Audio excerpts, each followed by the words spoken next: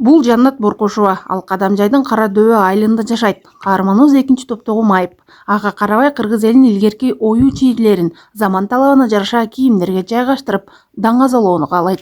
Товардын чети азыркы заман талабына жооп бере турган кылып, мына жиптерини ичке баягы фабричный жиптен кылдык. Анан азыркы абаялардын четине, баягы шайыр апалардын кийимдерине койгонго шуну кылып жатабыз. Булар болсо мен телефон салгыч, компьютер салгыч жасаганга бул кичине эңдүүрөөк.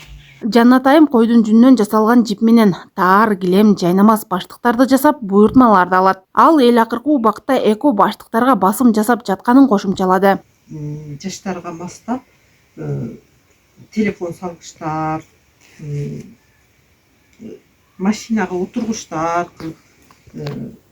жасап атабыз. Мына машинага отургуч, бул килемден отургучтарды жасап атабыз. Столдорго коюп отурса болот, машинага жөлөңүчтөр. Машинага коюп отурганга аябай ыңгайлуу, анан тердетпейт, муздатпайт. Машина муздак болуп калганда дагы отура койсоң, бул койдун жүнү муздатпайт да. Каарманыбыздын кол өнөртүлүккө болгон кызыгуусун апасы ойготконун айтат. Бул апамдын машинасыны ушу 4 жашымдан эле апам өзү чеберчилик кылат эди. Кыкындары, кусоктору калса ошолорду тигип, бирдекелерди курчактарыма көйнөктөрдү тикчүмүн да. Анан ошондон пайдаланып үйрөнгөнмүн да. Атам анан мектепте окуп жүргөн маалда чайка деген машина чыгыптыр ата деп, ондон бизде телевизор, радио неме жок, телефон, интернет жок. Анан ошондой деп айтсам, анан атам барып ушул машинаны алып келип. Жаннат айымдын майыптыгы болгону менен изденүү аракеттин арты менен үйүндөгү Чакан Береке тигүү ишканасын түптөп, 30дан ашуун айылдагы кыз келиндерге сабак берүүдө. Өзүм билгендеримди бизге үйрөтүп атат бардыгыбызга. Ушу айылдагы келиндерге дагы жакшы болду.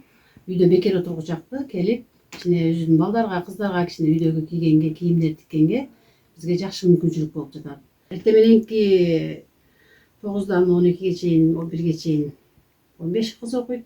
Андан кийинки 2ден 5ке чейин биз 15 келин окуйбуз. Каарманыбыз жүрөктө калуу болсо эч нерсе тоскоол боло албайт дейт. Ал өзү сыяктуу майыптыгы бар айымдардын жумушу менен камсыз болуусуна себепчи болгон. Миграция министрлигинен ушул чексиз жумуш берүүчү деп